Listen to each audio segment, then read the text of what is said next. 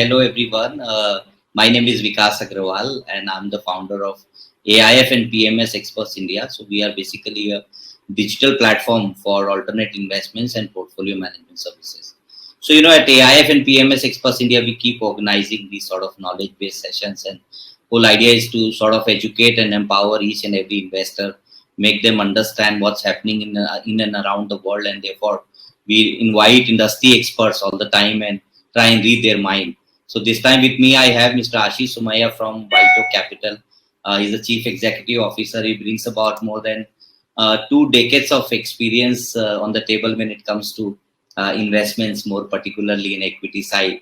So he initially started up his career with ICICI Mutual Fund, where he spent good amount of time, more than a decade, handling various roles like sales and distribution. Then he was part of the product management. Then he also managed institutional sales, etc., etc. Then he moved on to joined Motilal Oswal's, where he was the managing director and a chief executive officer. Under his able guidance, AMC has grown many folds, and then he's now with WhiteOak Capital as a CEO. And WhiteOak as a house has presence in various markets. So we thought, why not we will seek an opportunity and speak to him and understand what's happening in and around the world.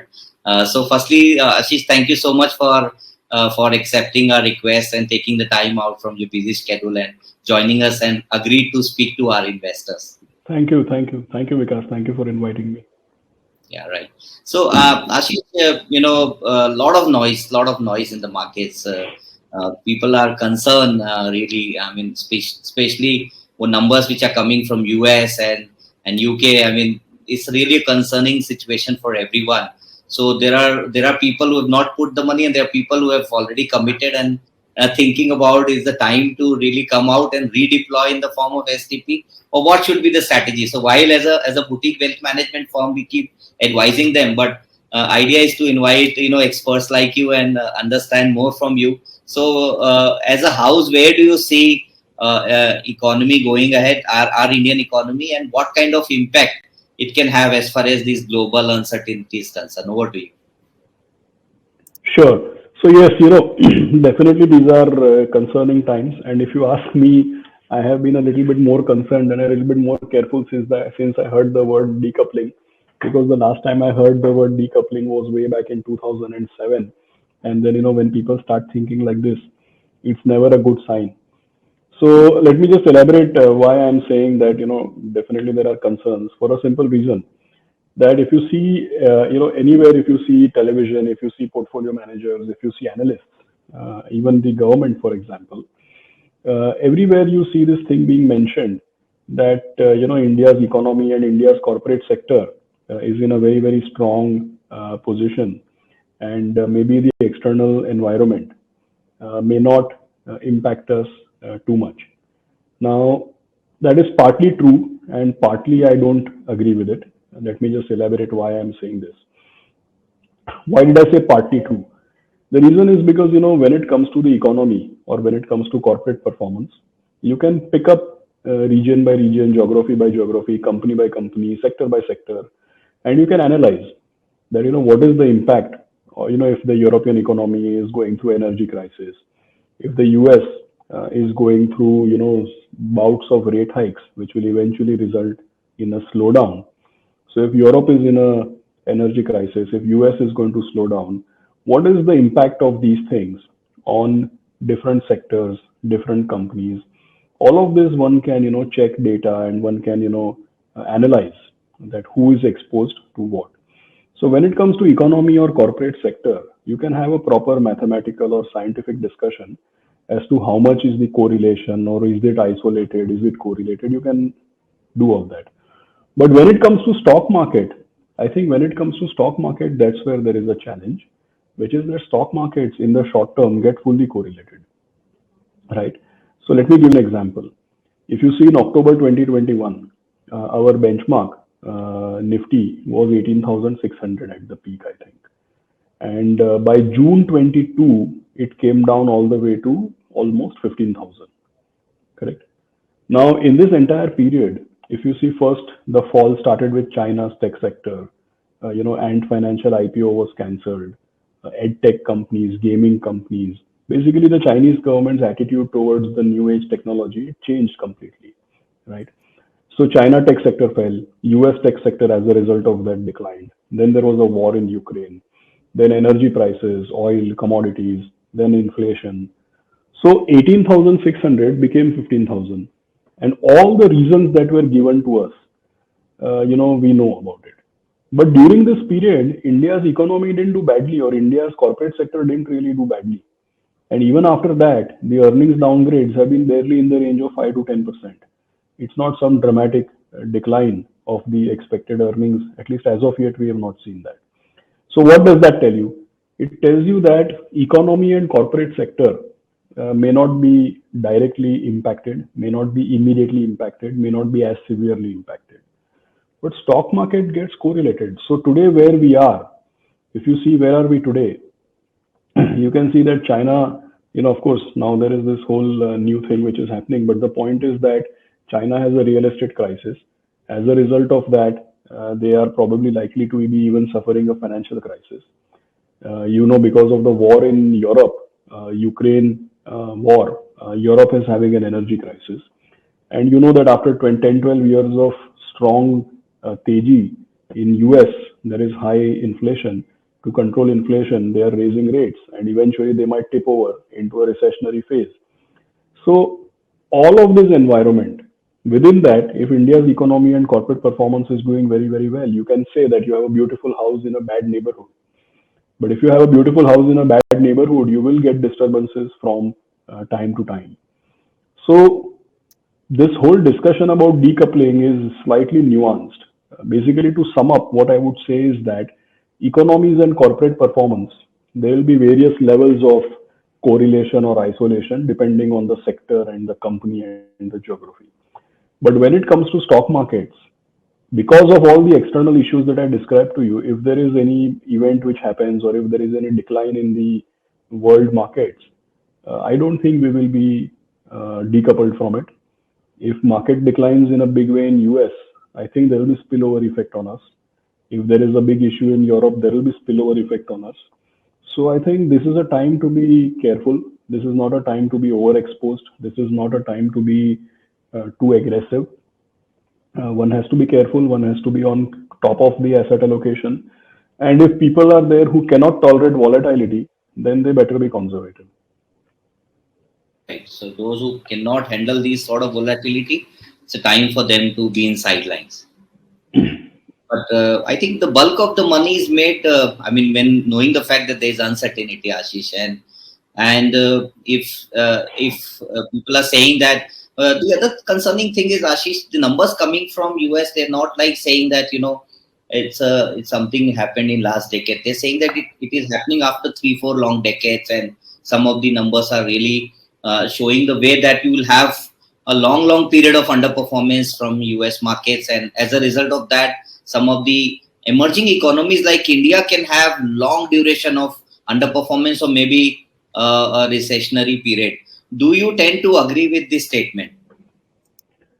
No, see, I think that if you allow me, Vikas, I would like to just to discuss what you mentioned that, okay, if US is likely to underperform for, say, a longish period of time, does it mean we will necessarily underperform, etc.? If you don't mind, I would like to share a Sure, couple please. of slides here for the attention of our audience. And yeah, so Vikas, can you see my screen? Yeah, I can see that. Yes. So, since you are discussing about US and, possible recession and slowdown and impact on us, let's look at this data. It's quite interesting. I'll quickly run you through it. Basically, if you see, first of all, I would urge you to ignore the last two, the graphs which I'm putting the red pointer here, just ignore it for the moment. Let us focus on the part which is on the left-hand side of the dotted line, which is basically these four graphs. So there is a top half which says total return in US dollars. And then there is a bottom half which says earnings growth in US dollars. And what are we comparing? Total return and earnings growth. What are we comparing? MSCI India, S&P 500. And we are comparing 2 decades, 2000 to 2010, what happened? And 2010 to 2020, what exactly happened? Let us just compare that. Now, if you see the decade of 2010 to 2020, if you see the decade of 2010 to 2020, India's earnings growth in US dollar terms was negative 1% compounded. So we know that 2010 to 2020 economically was a washout, and the earnings growth of Nifty companies was barely 3-4% for the full decade. Here we are comparing India and US, so obviously we will discuss in dollar terms. So if it is 3-4% growth in rupee terms, then obviously in dollar terms it will be minus or zero.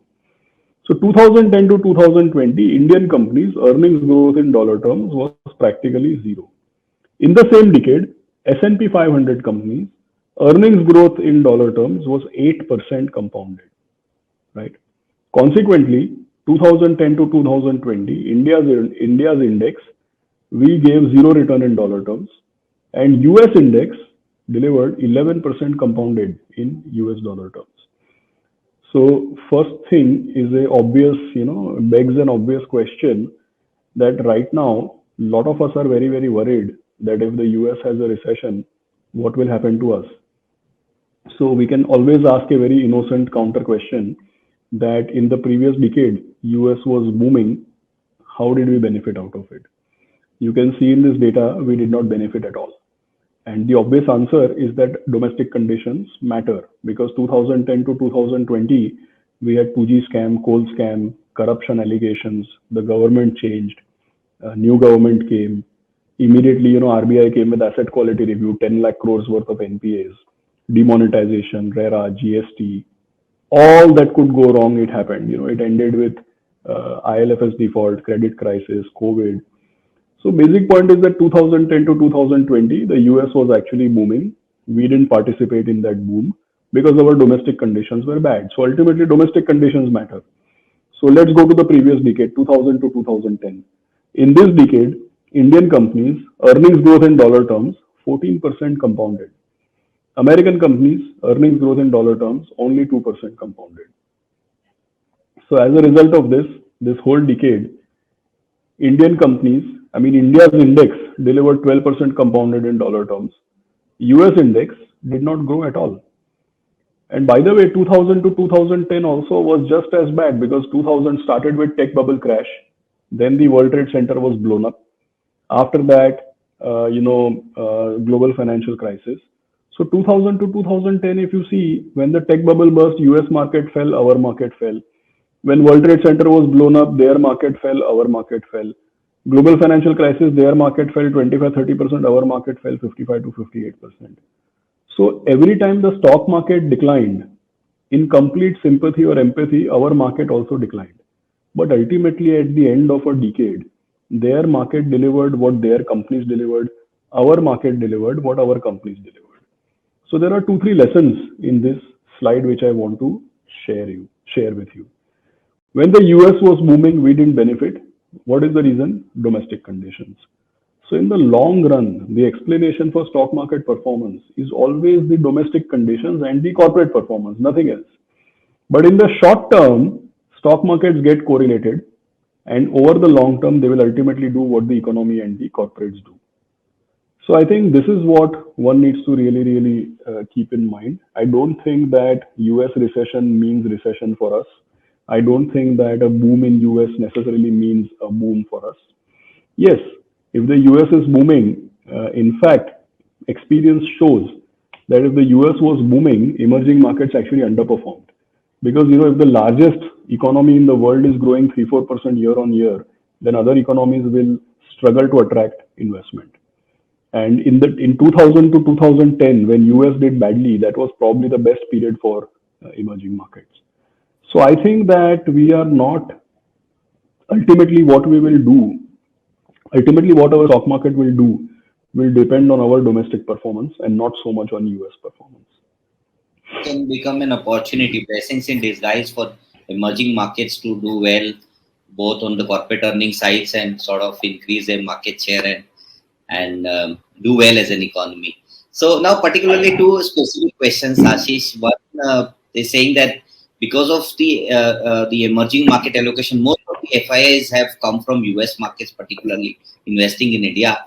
So the concern of the market participants in India is that these guys will go back because they will have pressure from their own country to sort of go back because there's a lot of uncertainty. A and B is when the allocation takes place, global money coming to India as part of the MSCI index, the China continues to hold the major share, and therefore people don't want to put money in China. Therefore, overall allocation towards MSCI index and those countries are going down worldwide.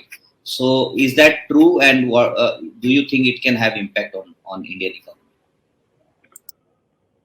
So factually, if I may share with you, China's allocation is indeed going down. That's a reality. This is the data which actually will show you what I'm trying to say. Can you see the slide now? Yeah, yeah, yeah. So the reality is that from 2020 till now, this is slightly dated, maybe by a month or two. But the point is, you can clearly see this precipitous decline. China's weightage has gone down in MSCI emerging markets from more than 40% all the way down to 32 and maybe even lower by now. You'll be surprised to know, recently I read it, that Goldman Sachs actually launched a global emerging markets fund, ex-China, which means they launched a global emerging markets fund, but it does not invest in China. And see, where is India from 6-7% on all those kind of weightages, almost up to 14, and by now our weightage has actually gone up. And if people are going to, if anybody is launching a global emerging markets fund ex China, then India's weightage would go to 25-30% or something higher. So that is one thing to keep in mind. Second important thing to keep in mind is that personally, if you ask me, I feel that because of whatever has happened in the politics and the politico-economics in China, my sense is that their stock market would struggle to perform for a very, very long time. And it is a lesser known fact that by and large they have struggled to perform. Now, I'll show you something which you will be very, very shocked to know. This is actually a comparison of all the countries or all the regions and what is their performance. This data is up to 31st of August 2022, right? What does it actually tell you? It tells you that in the last 5 years, first of all, we put 22, 21, 2020, 2019. So last 3-4 years, we have granularly put the data out here. Second thing is that last 5 years and last 15 years, we've also put the annualized return in US dollars. So just see how to read it. It says US S&P 500, last 5-year return, 9.9% compounded, 15-year return, 6.8% compounded. This is in dollar terms. After US, the best performing market straight away is India, 7.3% compounded in dollar terms last 5 years, which is 12-13% in rupee terms, and almost 4% in dollar terms last 15 years, which is say almost more like 8-9% compounded return. By the way, China in last 5 years is negative in dollar terms and zero return for last 15 years in dollar terms.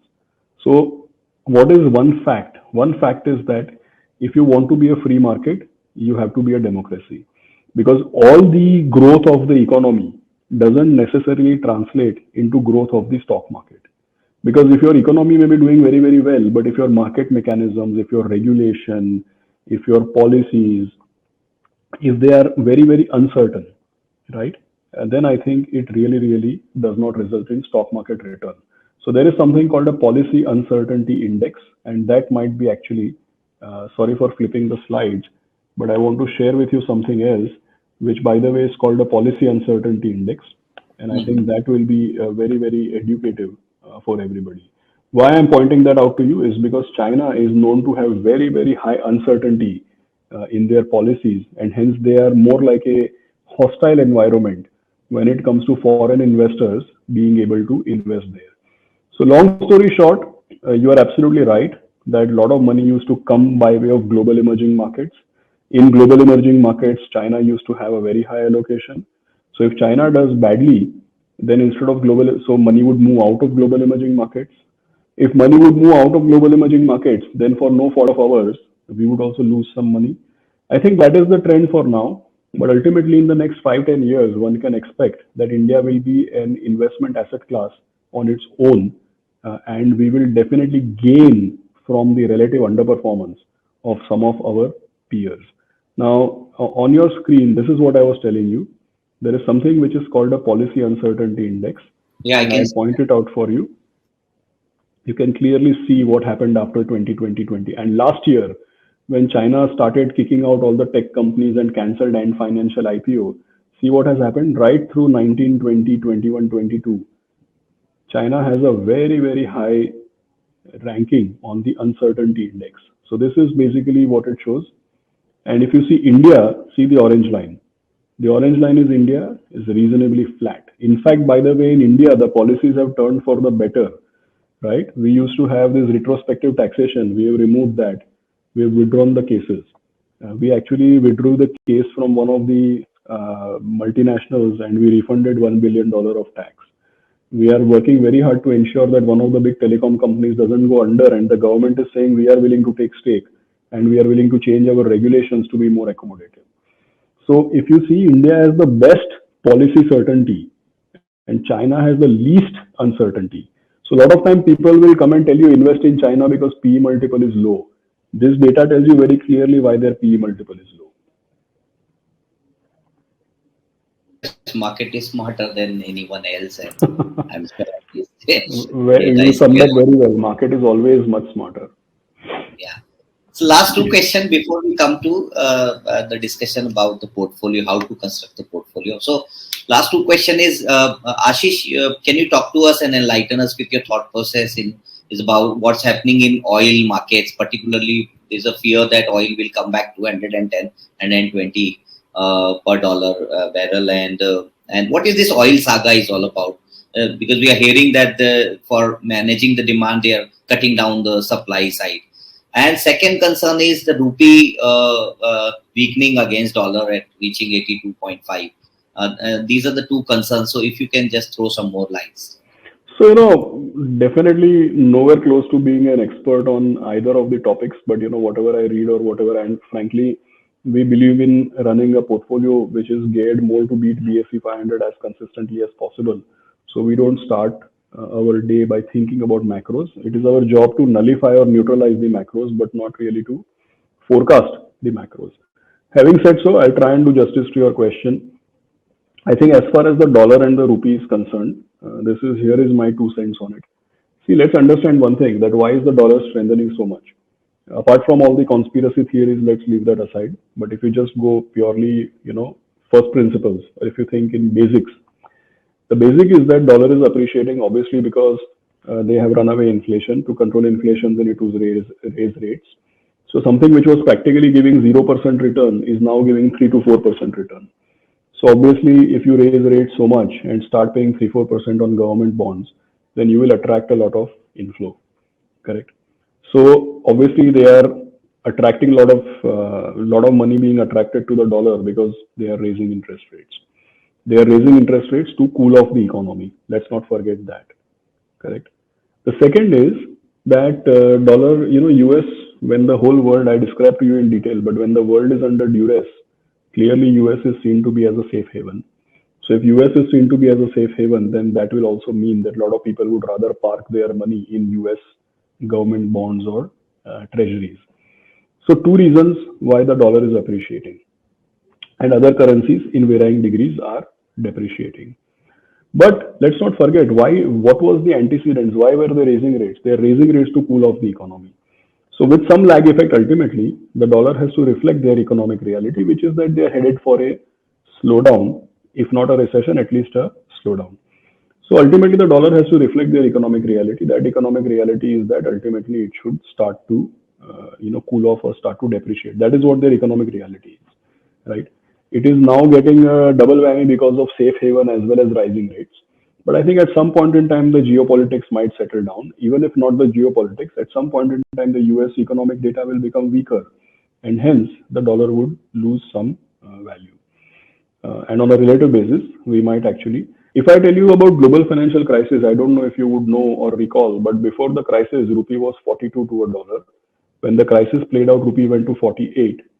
And after the crisis, when the US economy went into a recession, rupee went to 38 or 39.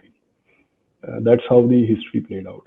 Right now, I think dollar is in a much, people are a bit more dependent on dollar. Dollar is in more stronger position on a relative basis purely because Europe and China and all are doing badly.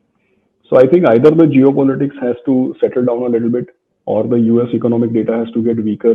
In both these cases, or even in one of these cases, if it happens, you will see that our currency starts to do better and dollar stops dominating so much. This is one thing to keep in mind.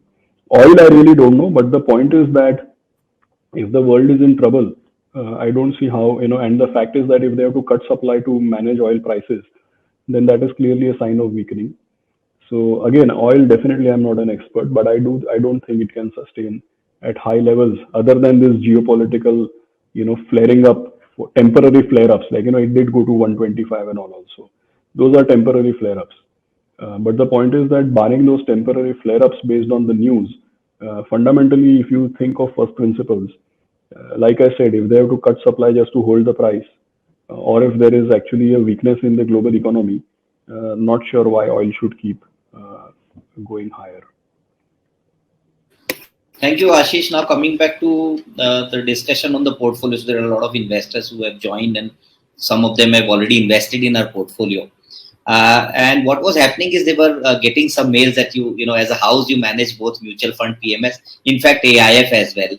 So there are some PMS time because we are only focused on alternate investments and portfolio management services. So the first question that I got from this investor is that, what is the difference? Like, should we consider mutual fund now that, WhiteOak was initially not there in the mutual fund, now that they are there? So why should we consider only investing in PMS and mutual fund? So I said, let me get Aashish first, and we'll directly hear it, from horse's mouth, as a fund house. What would be your advice? They have already invested in PMS and they're looking at topping it up. Yeah. See, I think there are two different objectives. Mutual fund is a mass retail product. So when we are managing a retail product, it's not necessarily that we are trying to maximize the alpha. The point is that when we are managing a mass retail product, we are mindful of consistency, mindful of not exposing the portfolio to extremes, and trying to keep the variability low. Right. So ultimately, equity as an asset class itself is highly variable. But the point is that when we are managing a mutual fund, we would like to keep the variability of alpha or the fluctuations lower or range bound. So it's like this, that in a PMS, for example, the portfolio may deviate significantly from BSE 500, right? BSE 500 has 21% in small and mid cap. In our PMS, we are anywhere between 30 to 50% small and mid cap. In BSE 500 has companies which are oil, metal, commodity. It has companies which are PSUs and so many things. But in our PMS, we are persistently overweight small and mid cap, and we are persistently overweight on high governance. Irrespective of whether we get underperformance or outperformance or whatever, there are some things which we don't compromise. And so in the long run, that gives us higher alpha, but in the short run, it can also cause underperformance. If you see January to May 2022, the reality is that we were significantly underperforming. January to May, why did we underperform? Because we were 2x the weightage in small and mid cap as compared to BSE 500. And even when oil, metal, commodities, and all these complicated conglomerate companies, even when they were going up, we were staying away. So January to May, because of that big deviation from the benchmark, January to May we underperformed. And after June onwards, we are 3-4% ahead of benchmark. We started recovering. So this is PMS. But if it was a mutual fund, we would, whatever our bottom-up strategy says, in a mutual fund, ultimately what we will do is that we'll ensure that we have certain risk norms and we don't deviate from the benchmark beyond a certain limit of tolerance. So in our PMS, we don't have, PSUs, and we don't have conglomerates and all. But in our mutual fund, considering that they are part of BSE 500 and we don't want to deviate beyond the point, we want more consistency and stability in the portfolio. So our mutual fund deviates less from the benchmark, whereas our PMS deviates significantly. So long story short, if I have to project or forecast, I would imagine that our PMS potential to generate alpha is higher, but with more variability of alpha. In the mutual fund, we might end up with slightly lesser alpha, but less variability also. I think that is how the difference is. We are fully capacitized to manage both, but the objective of both is different. That is what one has to keep in mind. The other question is, Aashish, so at one point of time, we saw that your portfolio in the PMS side had about 68, 70 stocks also. So the question that we got from our investor is, since it is so well diversified, the portfolio itself, despite that, we saw some amount of underperformance between Jan to May, as you rightly mentioned. So what was the reason behind it, and how did you recover also, because we saw a good amount of recovery happening in the latest recent months. Yeah. See, compared to most PMS and AIF, we are well balanced and diversified. See, I'll just maybe slightly longish answer, but just explain it in a simple way. If you see, let us say you can see my hand, right? Let us say because this is BSE 500. BSE 500 is 96% of the market cap, and BSE 500 is the whole market. That's the broad index. Okay. Now, if this is BSE 500, imagine what you will do. What you will find is that a lot of PMS and AIF managers, they have preference for certain, their portfolios are narrow. By narrow, what I mean is that they have preference for certain style, certain sectors, or certain market caps. So you can see that there are some PMS managers who say that they are high quality and they have few number of high quality stocks. There are some PMS managers who say that they are managing a pure small cap portfolio. Their preference is small cap. There are some PMS managers who come and say that they are going after a certain theme. Correct? So if this is BSE 500, you will have people whose portfolios are like this or like this. Right? You get what I'm saying? It is generally a narrow, as in it's a subset of the market. And the narrowness is on one of the three axes: style, sector, market cap. Why is it that WhiteOak's portfolio is so many stocks, 50, 60 stocks in the PMS? Mutual fund, by the way, we have even more number of stocks. Why is it that our portfolio is more number of stocks? Because if this is BSE 500, I want my portfolio to be either this or this or this. It's not that we don't want to stick our neck out. Our active weight is as high as 60-70%. So if you go sector by sector, stock by stock, if you go stock by stock, you will find that we are 60-70% active weight as compared to benchmark. So we are not managing passively, we are managing actively. But if a manager comes and tells you that I am growth or value, contra, cyclical, I buy defensive stocks, I buy cyclical stocks, I buy high quality, I buy PSU, low value, low price to book, they all are telling you which segment of the market they are operating in. But market is market. Market is supreme. No one segment lasts forever. No one segment performs forever. Right? If I tell you that this is my portfolio, I will do very well when this is working. If this starts working, I will underperform. Right. See, that's what happens, right? 2016, 17, 18, people who had portfolio which were growth oriented and which had domestic cyclicals, they did very well.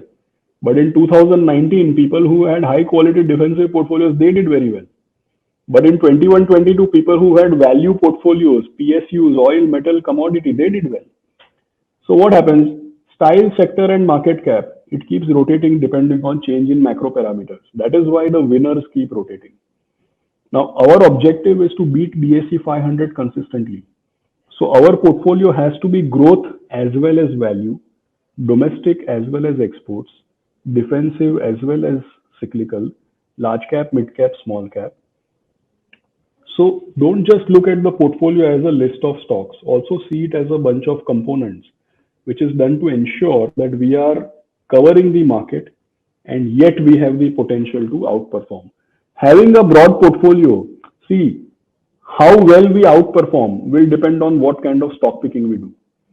But how consistent we are, and जब खराब होता है, जैसे you gave example that Jan to we were underperforming, but this year everybody has underperformed. We are not way away. If you take 1st January till today, or if you take 1st April till today, we are not dramatically different from our competition. So when we were outperforming significantly. When we are underperformed, we are not way away from our peers. We are in line with our peers.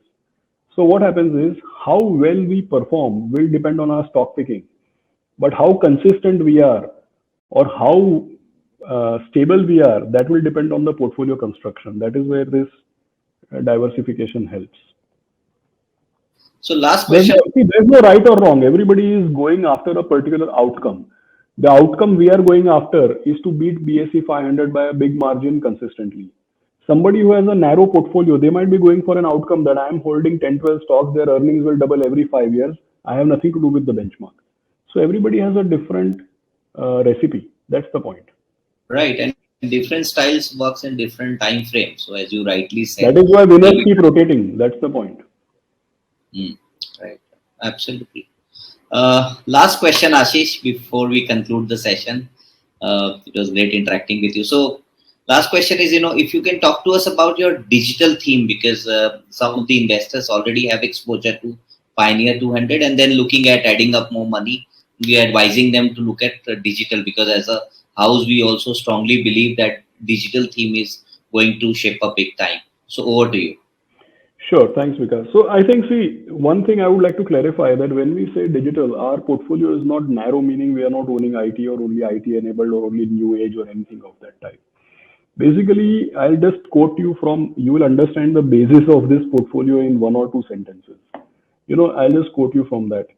McKinsey is obviously, is a very highly regarded global consulting firm, right? They're into business consulting. Now, McKinsey repeats a survey quite frequently, which asks CEOs and CXOs all over the world for leading corporates that your technology spending, every year people are spending on technology. I am also spending, you are also spending. So companies, I mean my company and your company. So companies, when they're spending on technology, 5 years back, they were finding that everybody who is spending on technology, their main concern is cost cutting, efficiency, productivity, good service, those kinds of things. But after COVID and India after demonetization as well as after COVID and world over, by the way, after COVID, the priority of technology spending has nothing to do with cost efficiency or productivity. Previously, people were saying that tech spending is for productivity and efficiency. Today, people are clearly saying technology is my business. Today, tech spending is not happening for cost saving. Today, tech spending is happening because it is a strategic importance. If you don't spend on technology, if your products are not available digitally, if you are not reaching out, your customers cannot access you digitally, if you do not have good interfaces. COVID, by the way, also taught that for business continuity, if your business was not online, if you are not on cloud, if you are not digital, you cannot sit at home and migrate, right? Right. All these banks, people like us, mutual funds, portfolio managers, you, the banks, if all were not digitized and if we were not on the cloud, how could we continue? So people who were not digitized, people who were not on the cloud, for them it has become a sustainability issue, right? So today what has happened is technology is not a vertical. Technology is not a sector. Technology is an industry. It is a horizontal, right? Many years back, if you see all our companies, IT guys used to report to the CEO. Today, IT guys are called CTO. They report to the CEO, right? So the perspective on, so now simple point that when we say that we have a digital portfolio, it's not investing in IT or IT companies. It is investing in all companies across all sectors, but only with those companies who are using technology as a strategic enabler, where technology is a big differentiator in their business. So, for example, there are companies in there which are into manufacturing, but there are companies which are actually making industrial robots. Now, their sector is manufacturing, but what are they doing? They are automating and digitizing manufacturing processes. How? By deploying robots. So, that's an example. There are companies which are using technology for R&D. There are companies which are using technology for distribution of products. So it is a multifaceted portfolio. It invests across sectors, but in every sector it invests only in those companies which use technology as a strategic differentiator. Right. So basically, you're saying that essentially, I mean, technology is an essential thing to run your Yes, business. I mean, basically there is an underlying hypothesis. There is an underlying hypothesis or a assumption that companies which are using technology as a strategic imperative or using technology as a strategic differentiator over a period of time, they would outperform the broader universe. That is the underlying thought process, and I think that is how it would play out.